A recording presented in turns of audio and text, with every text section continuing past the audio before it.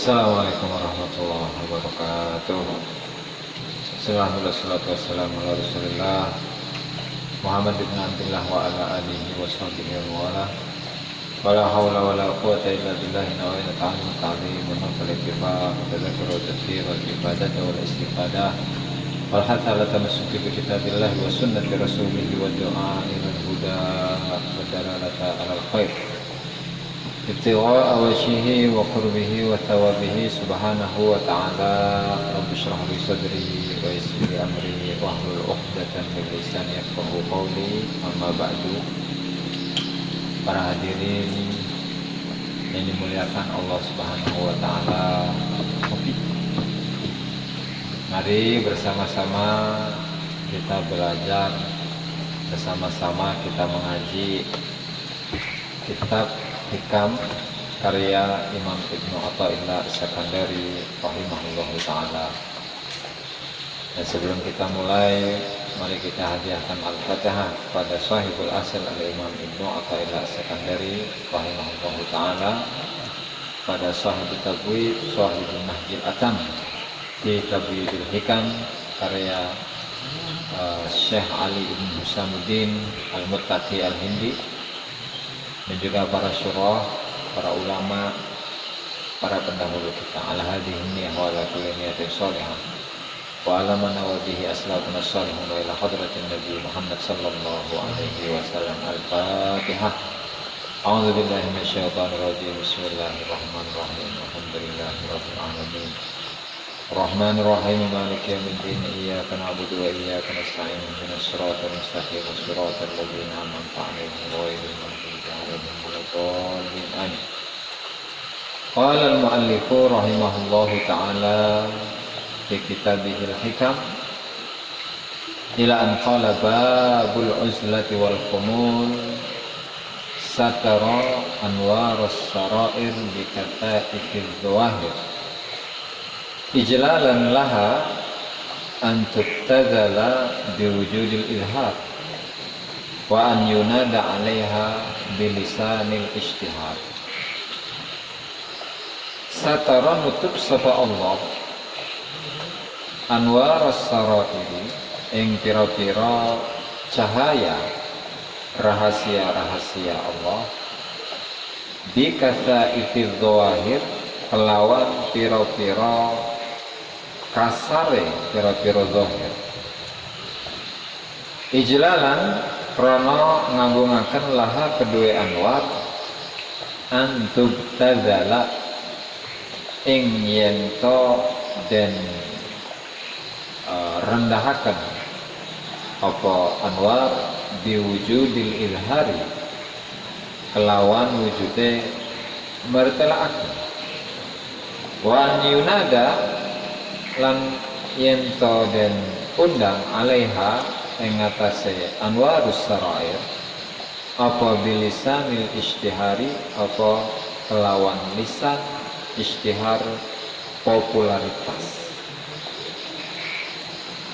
Masih dalam babul uzlati wal khumul, di mana uzlah dan khumul itu merupakan salah satu makom di dalam thariqah,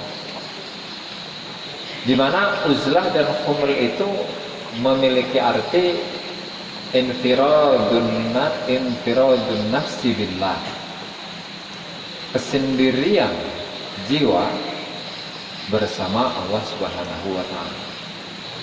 Dan juga telah dijelaskan sebelumnya, yaitu sebuah ucapan yang disebutkan oleh Imam Abul Abbas Al-Mursi, dan beliau itu adalah salah satu dari guru Imam Ibnu Athaillah As-Sakandari, di mana beliau mengatakan man ahabbal khumul fahuwa abdul khumul wa man ahabbal khafa fahuwa abdul khafa wa man abadallah yastawi indahu azharahu am akhfahu. Barang siapa yang mencintai khumul, kesepian, tidak terkenalan, maka pada hakikatnya dia adalah orang yang menyembah sifat tersebut. Wa man ahabba zuhur fahuwa abduz zuhur, dan barang siapa yang menyukai popularitas, maka dia adalah hambanya popularitas. Wa man ahabba Allah, dan barang siapa yang mencintai Allah, istawa indahu azharahu am akhfah, maka sama saja bagi dirinya, baik itu dia dimunculkan, dipopulerkan oleh Allah Subhanahu wa taala atau tidak, atau disembunyikan oleh Allah Subhanahu wa taala. Nah, sehingga maqam uzlah itu adalah sebuah maqam yang dimiliki oleh seorang murid, di mana maqam itu adalah sebuah kondisi atau sifat yang sifat itu tidak mungkin terlepas dari dirinya. Jadi dalam istilah tarekat itu ada dua hal, ada hal, ada maqam, ada ahwal, ada maqamat. Kalau ahwal adalah sebuah kondisi yang dirasakan oleh seorang murid, tetapi kondisi tersebut terkadang ada, terkadang tidak. Sementara makom itu adalah sebuah kondisi di mana seorang murid itu sudah memiliki sifat dari kondisi yang tadi. Misal seperti makom taubat. Ketika seseorang merasakan taubat, ketika seseorang merasakan penyesalan, di mana dia itu merasa dirinya penuh dengan dosa, merasa dirinya penuh dengan kesalahan, dan lain sebagainya. Tetapi ketika keadaan ini hanya dirasakan oleh dirinya di dalam beberapa waktu, maka hal ini diistilahkan oleh ulama tasawuf dengan istilah halut taubah. Itu kondisi di mana dia itu bertaubat. Tetapi yang lebih tinggi dari itu, ketika seseorang merasakan, memiliki rasa taubat, dan taubat itu sifatnya kontinu, secara terus-menerus. Tidak sedikit pun dia lengah dari taubat. Tidak sedikit pun dia itu terlepas dari sifat taubat.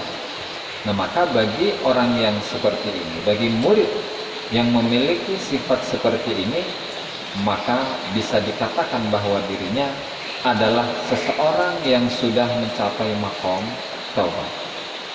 Dan hal ini banyak dijelaskan, diuraikan oleh Imam Abdul Qasim Al-Qushairi rahimahullahu ta'ala di dalam kitabnya Ar-Risalatul Qushairiyah.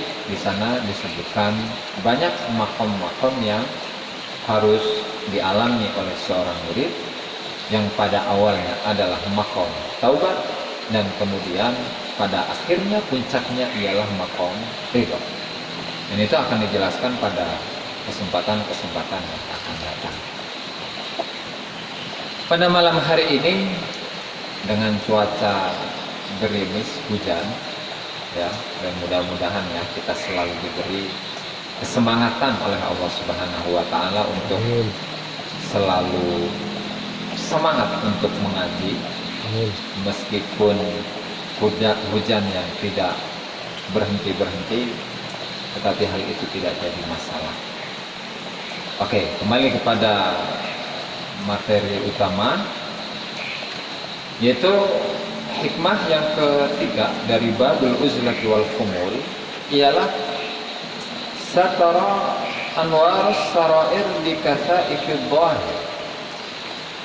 Allah Ta'ala menutup cahaya-cahaya, rahasia-rahasia Allah Ta'ala.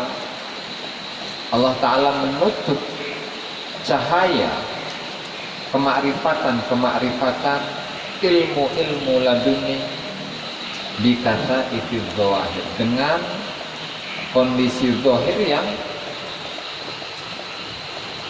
kasar. Kenapa Allah Ta'ala itu menutup cahaya dari rahasia-rahasia atau kemakrifatan dalam diri seorang hamba? Siyanatan laha an tubtadala biwujudil izhar. Ya, semata-mata untuk menjaga agar cahaya dari rahasia-rahasia Allah ini tidak dihinakan, gitu. Karena banyak kasus dari kalangan ahli sufi di mana mereka itu menjual murah-murah rahasia-rahasia Allah yang diberikan oleh Allah kepada dirinya, dan ternyata karena dia membocorkan rahasia-rahasia Allah, maka dia dibunuh. Seperti yang terjadi pada Syekh Abu Mughith Al-Husain bin Mansur Al-Hallaj, di mana beliau mengatakan, La ilaha illa ana, katanya, tidak ada Tuhan kecuali aku. Begitu juga dengan beberapa tokoh-tokoh lainnya seperti Syihabuddin As-Suhrawardi, kemudian Abu Yazid Al-Bustami yang mengatakan ma fi jubbati illallah, seperti Imam Junaid Al-Baghdadi yang mengatakan ma fil wujud illa ana, ma fil wujud illa ana, tidak ada di dalam alam semesta ini kecuali saya. Atau terjadi pada Syekh Siti Jenar, kalau memang kisahnya itu benar ya, di mana beliau mengatakan di sini tidak ada Siti Jenar, yang ada hanyalah Allah, dan sebaliknya di sini hanya ada Allah dan tidak ada Siti Jenar. Di sini tidak ada Siti Jenar, yang ada Allah. Di sini tidak ada Allah, yang ada Siti Jenar. Nah, sehingga hal ini sebenarnya adalah rahasia-rahasia, bahasa-bahasa cinta yang Allah Subhanahu wa Ta'ala turunkan kepada mereka para tokoh-tokoh sufi. Tapi karena rahasia-rahasia Allah ini tidak disukai ketika rahasia-rahasia ini disebarkan kepada masyarakat umum, ya maka Allah Subhanahu wa Ta'ala murka kepada mereka atau tidak suka kepada mereka lantaran sikap ini. Bahkan sebuah ucapan atau komentar dari Al-Qutbur Rabbani wal Ghawthus Samadani Sultanul Aulia Muhyiddin Syekh Abdul Qadir Al-Jailani rahimahullah ta'ala, beliau itu mengisahkan tentang bagaimana Syekh Abu Mughith Al-Husain bin Mansur Al-Hallaj, beliau menceritakan bahwa tara ahadun minas salihin ila sama'illah min ghairi ajnihatin. Katanya ada seseorang yang termasuk dari orang-orang yang saleh, di mana dia itu terbang menuju Allah Subhanahu wa Ta'ala, tetapi penerbangannya ini tidak menggunakan sayap, sehingga dia itu terjatuh di muka bumi ini. Dan oleh masyarakat awam, karena tokoh ini berbicara dengan bahasa yang tidak biasa didengar oleh masyarakat umum, sehingga mereka menghukumi bahwa Syekh Al-Husain bin Mansur Al-Hallaj ini adalah seorang yang sesat, seseorang yang keluar dari agama. Tetapi hakikatnya tidak demikian. Kenapa? Karena banyak bukti. Seperti di dalam kitab Ar-Risalatul Qusyairiyah, dan kitab ini merupakan salah satu dari referensi penting, referensi induk di dalam ilmu thariqah, di mana beliau itu mengutip beberapa kali ungkapan-ungkapan dari Syekh Al-Hallaj mengenai akidah sufi, bahwa akidah sufi ini tidak berbeda jauh dengan akidah dari kalangan awamul mukminin, mayoritas umat Islam. Ya tadi, tetapi karena ada unsur-unsur lain yang mendukung, seperti ketidakcocokannya dengan pemerintah, seperti perseteruannya dengan kalangan sufi, dan seperti ketidaksukaannya dia dengan qadhi, seorang mufti di masanya, sehingga beliau itu banyak serangan. Nah, karena beliau itu dalam keadaan terdesak, ya sehingga beliau menyerah. Nah, oleh karenanya ketika Syekh Abu Mu'id Al-Husain bin Mansur Al-Hallaj ini digantung, dipancung, maka beliau itu dalam keadaan tersenyum, sama sekali tidak merasakan kesedihan, sama sekali tidak merasakan penyesalan. Ya, karena orang-orang yang seperti ini ketika mereka berada dalam kematian, ya pada hakikatnya mereka sedang bertemu dengan Allah Subhanahu wa Ta'ala, dan jasad yang mereka miliki pada hakikatnya itu adalah hijab antara dirinya dengan kekasihnya. Nah, maka di dalam hikmah ini, ketika Syekh Ibnu Athaillah As-Sakandari rahimahullahu ta'ala menyebutkan satara anwarus sarairi bikathaifid dhawahir, Allah Ta'ala menutup cahaya-cahaya kerahasiaan Allah, yaitu menutupnya dengan jasad zahir yang dimiliki oleh manusia. Gitu. Kenapa? Ya karena alasannya ijlalan laha an tuttadal biwujudil izhar. Ya karena untuk mengagungkan cahaya-cahaya Allah ini, cahaya-cahaya dari dari rahasia-rahasia Allah Subhanahu wa Ta'ala, maka Allah Subhanahu wa Ta'ala tidak menginginkan agar rahasia ini disebarkan, disebarkan kepada masyarakat awam. Gitu. Makanya Syekh Ibnu Ajibah rahimahullahu ta'ala mengomentari hikmah ini, anwarus sarair hiyal ulumul ladunniyah wal ma'arifir rabbaniyah.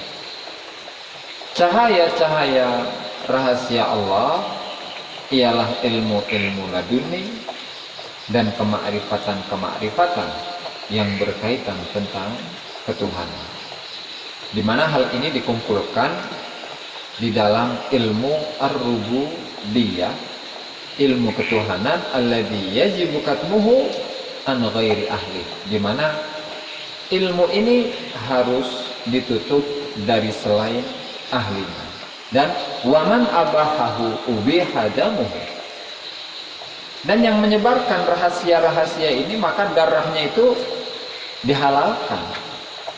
Wa huwallazi qutila bisababihil Hallaj, dan karena sebab ini Imam Al-Husain bin Mansur Al-Hallaj rahimahullahu ta'ala beliau dibunuh.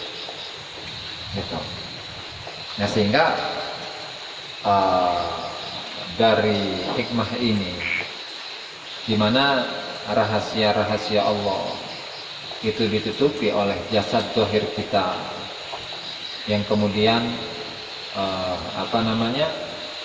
rahasia-rahasia tersebut tidak boleh disampaikan kepada yang selain ahlinya, Maka oleh sebab ini kita harus memiliki sikap tawadhu.